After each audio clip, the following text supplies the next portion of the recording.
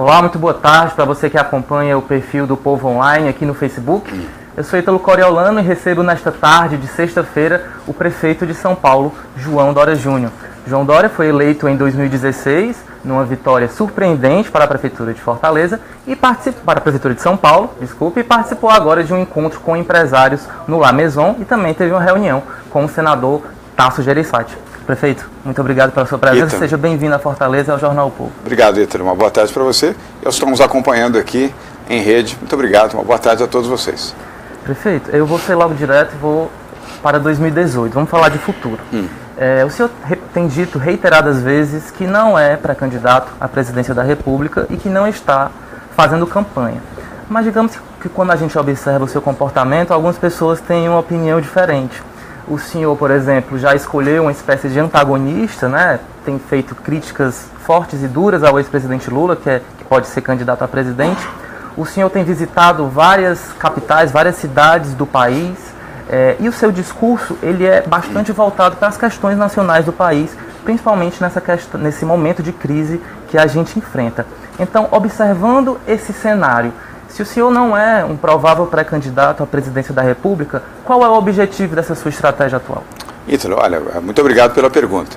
Primeiro, eu sou vice-presidente da Frente Nacional de Prefeitos, FNP.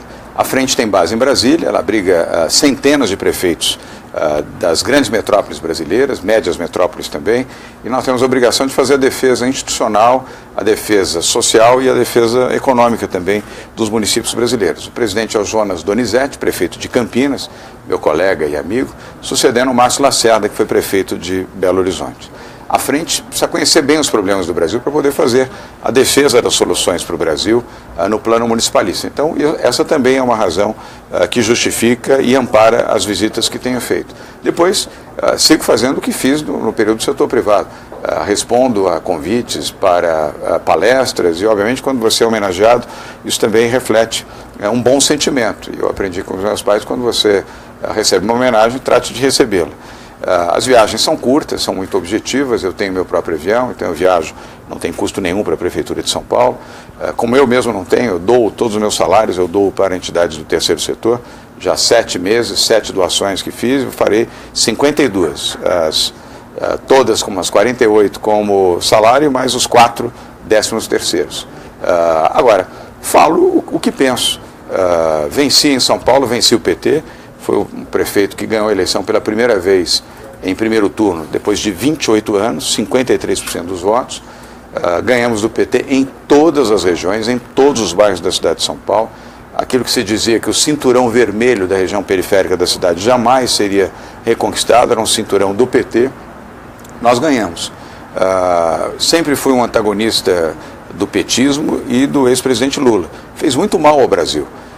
E eu sempre fiz, inclusive como empresário, posições bastante antagônicas a esse descalabro que foi a gestão do PT no Brasil. 13 anos de assaltos, 13 anos de mentiras, 13 anos que promoveram a pior recessão econômica da história do país, a pior taxa de desemprego, 14 milhões de desempregados, 7 milhões de subempregados, o maior assalto aos cofres públicos da história, a pior imagem internacional do Brasil.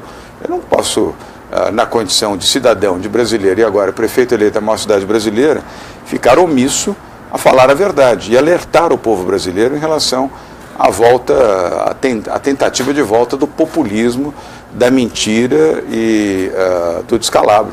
Isso quase destruiu o Brasil. Prefeito, o senhor acabou de dizer que foi eleito em primeiro turno com 53% dos votos válidos, graças, claro, às suas qualidades, mas também a um apoio muito importante que foi o do governador Geraldo Alckmin, né? Hoje se fala que vocês travam uma batalha silenciosa dentro do partido para se cacifarem como possíveis candidatos a presidente pelo PSDB. Então eu pergunto ao senhor, essa disputa interna e silenciosa existe? E além disso, existe o risco de criatura se voltar contra o criador? Não, pode riscar isso do seu caderninho.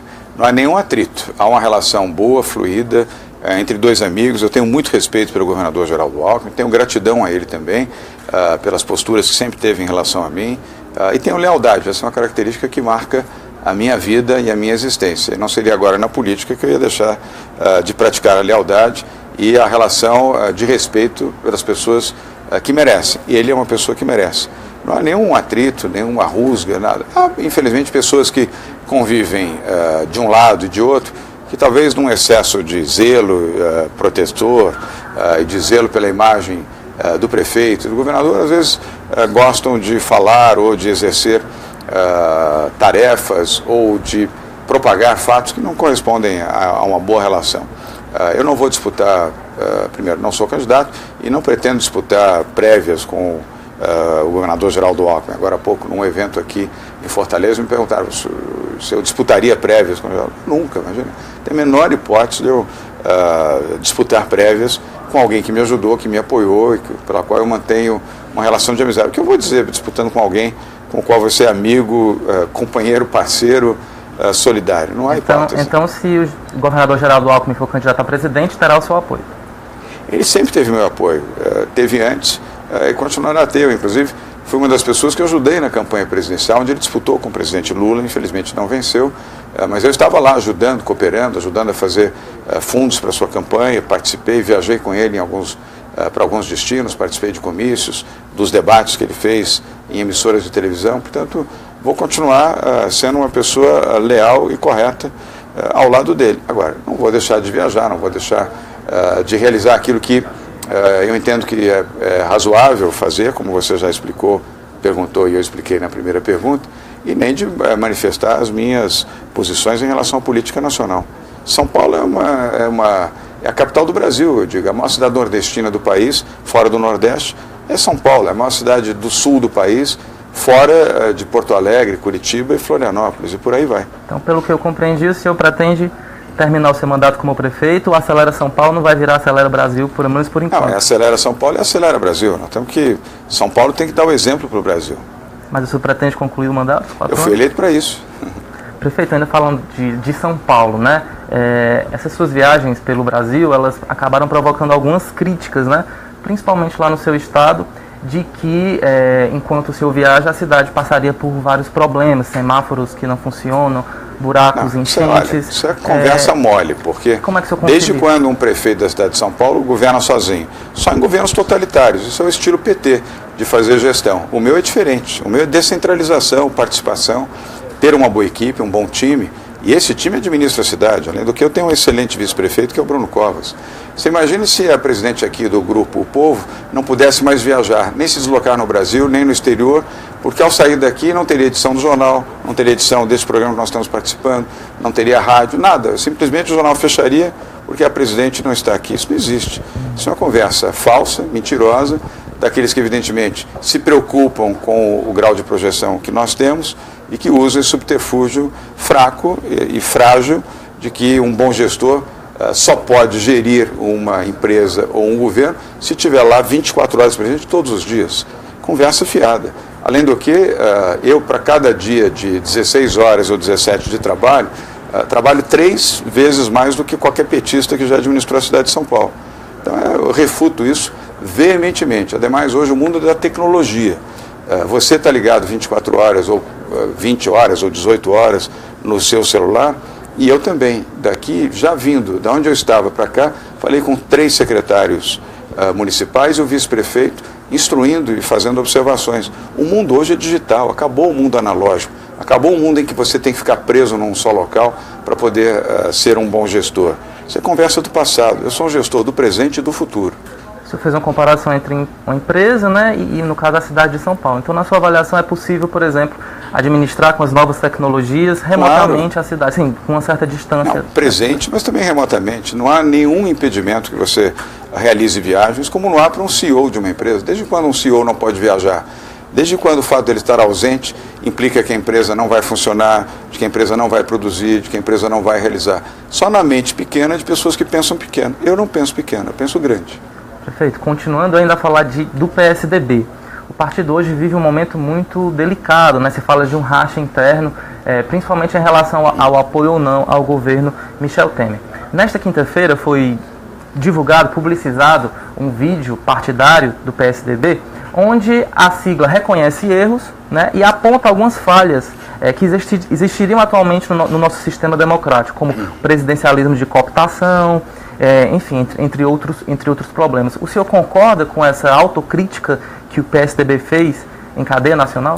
Bem, eu acabei não assistindo o vídeo. Ontem eu estava ao vivo no mesmo programa, semelhante ao que você faz aqui, que é o Olho no Olho, que era exatamente no horário de veiculação deste vídeo de cerca de 10 minutos do PSDB. A autocrítica faz parte da humildade de você reconhecer quando erra e principalmente transformar erros em acertos, erros em lições. Isso é algo incontestável e faz parte, eu diria, da natureza das pessoas que gostam de aprimorar e melhorar. Mas ao lado de erros, o PSDB produziu ao longo dessa década muitos acertos.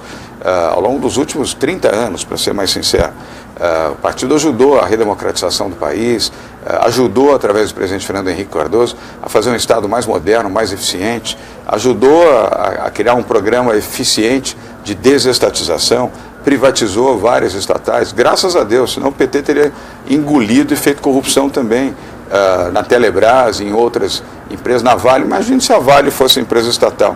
Se da Petrobras roubaram quase 50 bilhões, imagina da Vale, teriam roubado outros 50. Do sistema Telebrás, outros 50. Era a festa não dos 40 ladrões, dos 400 ladrões. Então o PSDB tem uma história boa para contar também. E faça a autocrítica necessária para poder aprimorar e garantir legitimidade também no voto e na confiança da população. O senhor tem um discurso muito enfático em relação à chamada corrupção petista, né? Ao mesmo tempo, o governo Michel Temer, que o senhor ainda apoia, também está envolvido em uma série de escândalos, de denúncias, um assessor direto correndo com mala pelas ruas de São Paulo. Mas por que a sua crítica vale para o PT e, no caso, não valeria para um governo? Ela vale para todos. Não há distinção, não há crítica para um e atenuante para outro. É igual. Toda a situação tem que ser investigada. E investigada profundamente. Agora, é que se dá o direito de plena defesa. Até um bandido como Luiz Inácio Lula da Silva tem direito à sua defesa. Apesar de ele estar indiciado 6 vezes, já condenado no primeiro, tem direito à ampla defesa. Aliás, se ele está solto, é porque ele está tendo direito à ampla defesa. E os demais também. Eu não faço a defesa intransigente de ninguém. Faço a defesa da justiça. Isso vale, inclusive, para o PSDB. Há também investigações sendo feitas no PSDB. Você não perguntou isso, mas há. E eu defendo que elas sejam feitas e sejam concluídas. Até para que quem for inocente possa provar e ser inocentado. E estar certificado de que foi inocente. Vou dar um exemplo concreto.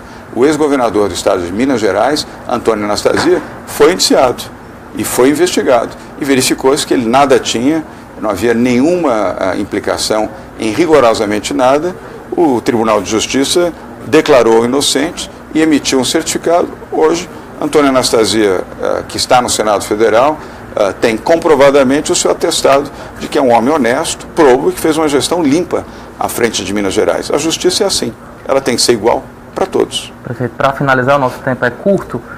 Existe uma corrente aqui no Ceará defendendo a candidatura de Tasso Gereissati ao governo do estado.